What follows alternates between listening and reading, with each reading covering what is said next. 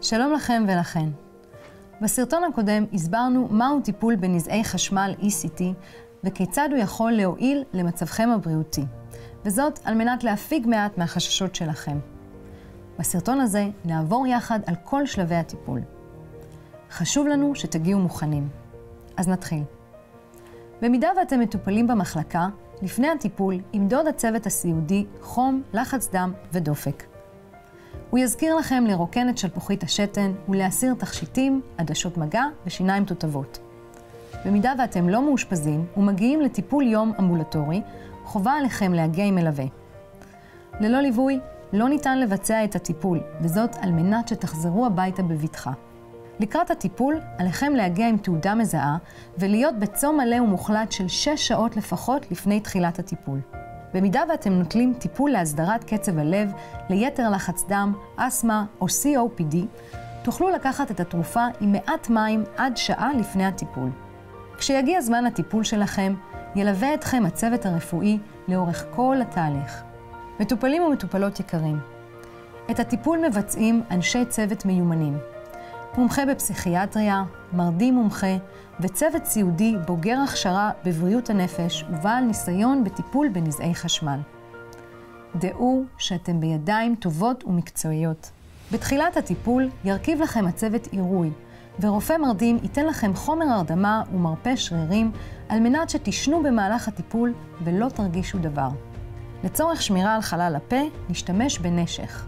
לאחר מכן תחוברו למכשירי EKG ו-EEG על מנת שנוכל לעקוב אחר הפעילות החשמלית של הלב והמוח שלכם. אחרי שתרדמו, יחוברו לרקה אלקטרודות שבאמצעותן ניתן הטיפול. הטיפול עצמו נמשך מספר דקות בלבד. בסיום הטיפול, הצוות המטפל יעביר אתכם לחדר ההתאוששות, שם תנוחו כ-40 דקות. במידה ואתם מאושפזים בבית החולים, איש צוות ילווה אתכם חזרה למחלקה להשגחה של 2 שעות נוספות. במידה ואתם מגיעים מהבית, לאחר ההתאוששות תועברו להשגחה של 2 שעות ביחידה. בסיום ההשגחה יבדוק אתכם רופא וייתן לכם מכתב שחרור. לאחר מכן תשוחררו לביתכם בסיוע המלווה שלכם.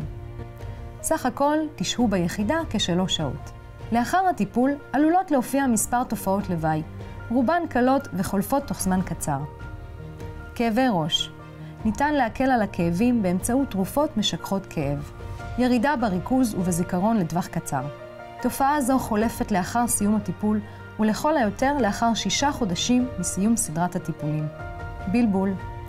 תופעה נגרמת כתוצאה מהשילוב בין ההרדמה לטיפול עצמו, והיא תחלוף מעצמה תוך זמן קצר. התכווצות שרירים הניתנת לטיפול באמצעות מנוחה. במקרים חריגים, חומרי ההרדמה עלולים לגרום לתגובה אלרגית.